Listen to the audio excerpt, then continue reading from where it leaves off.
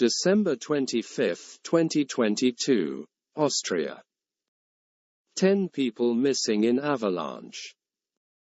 One person was rescued after an avalanche gripped the skiing area of Lech and Zürs in the state of Vorarlberg on Christmas Day.